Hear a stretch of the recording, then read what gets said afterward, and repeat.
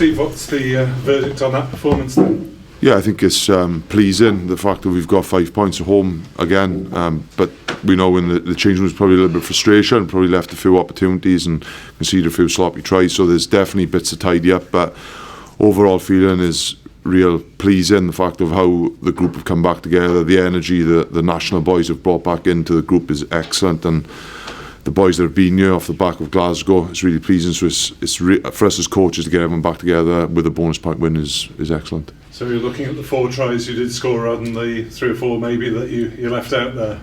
Yeah, definitely. It's 5 points. We talked about keeping the momentum, in particular after picking up a bonus point win in Glasgow, and it's really pleasing that we've done that. In particular with the outcome, with 5 points, we definitely know there's elements of a game we definitely need to tidy up on, but that was probably to be expected a little bit with the boys coming back in.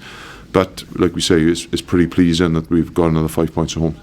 What's the verdict on Edinburgh's try for Kinghorn when Dan Evans appeared to have been taken out by Damien Hoyland beforehand? Do you think? Well, I was surprised it was given.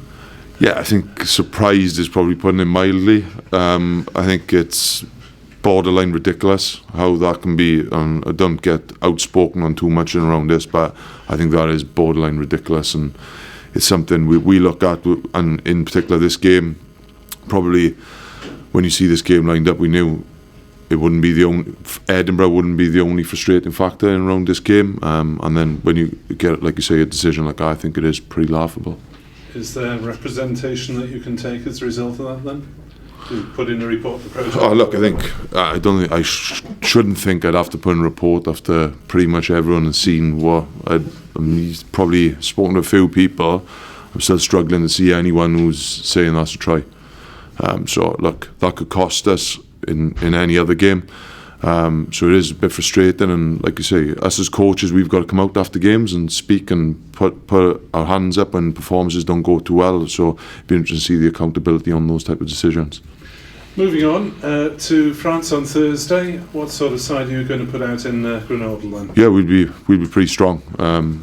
Well, it won't be pretty strong. We'd be going for that game and really targeting it. It's something that the boys played out in Lyon really set us up really well in this group, and I think the pleasing thing for us as Ospreys, the minute whoever's stepping into that shirt is really delivering, which is exciting. You look at RC, I thought played really well up in Glasgow. Underhill, Cracknell didn't play. Lloyd Ashley didn't start the game. Arbers, Fonatia. So I think we are building something, and it's making sure we keep everyone healthy and fit. It's great to see Dimitri back after a fair few weeks out.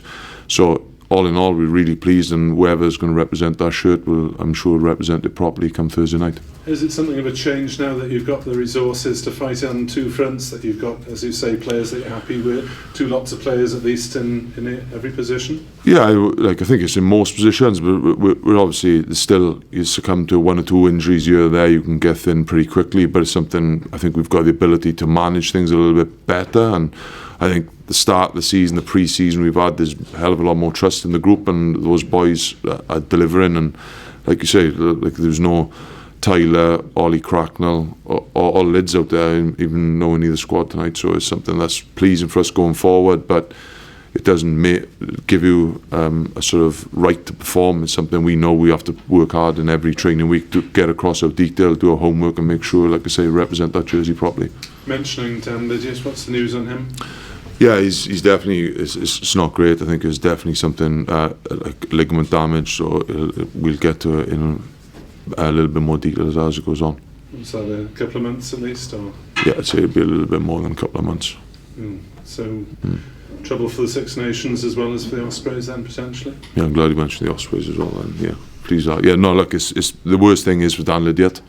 I think he's coming off the back of some bad luck with injuries, and I think he was starting to come back into a little bit of form. So it's ultimately, I'm just disappointed for the boy, whether he's playing for Wales or Ospreys. I'm just pretty gutted for Lids. And you're talking about strength and depth. You've recruited James Hook for next season. Yeah. Any words about him on that decision? Yeah, it's great to have Hookie back. He played for the Ospreys countless times. He is an Osprey, and it's great to have him back. His experience, his versatility is going to be great, and obviously with Sammy and Biggs probably going away on a hell of a lot of international duty, it's great to have that sort of calibre of cover. But Hookie will be competing in his own right to get in that team. He definitely hasn't lost his hunger or desire around the game, and he can't wait to get back home. And also he can't wait to be added into that competition around our squad. And from what he's been saying, he doesn't mind being Mr. Versatile these days after being a bit fed up with it at stages in his career.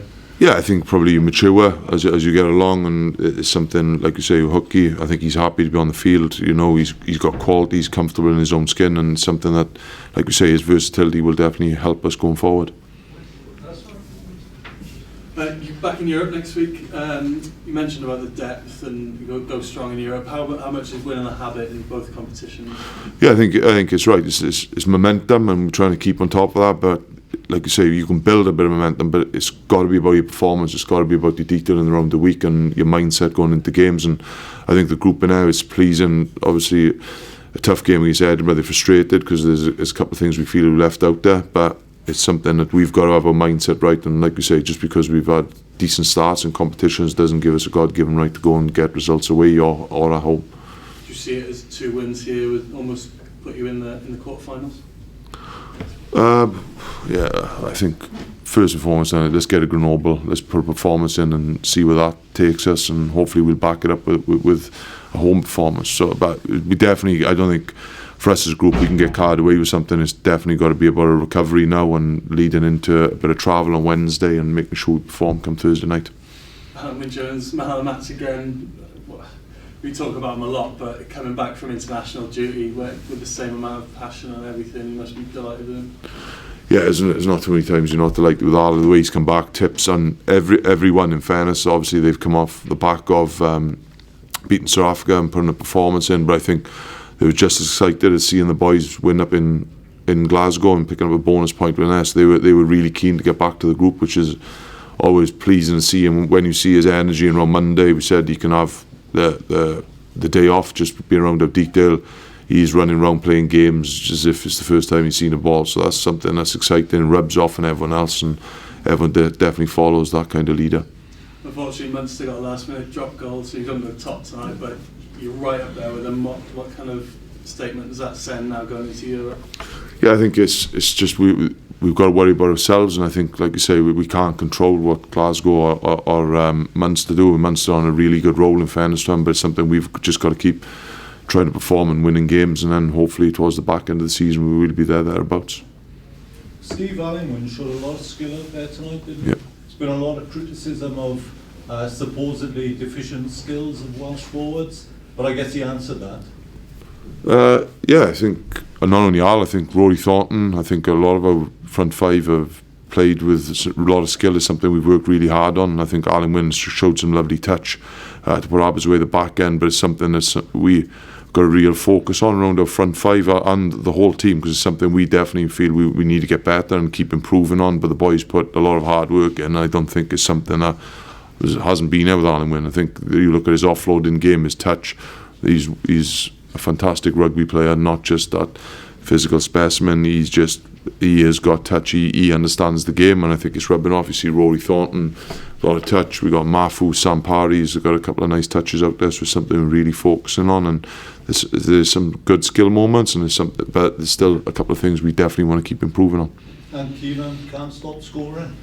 That's 9 tries in 6 games for you. Yeah, it's great for Keelan, and it's not just about scoring tries, it's the detail that goes into his detail of set piece attack and around how he gets his roles right. And look, obviously it's a massive bonus for us, him scoring tries, but that's not the be all and end all in our performances. It has to be a package, and it's something we've got to keep working on.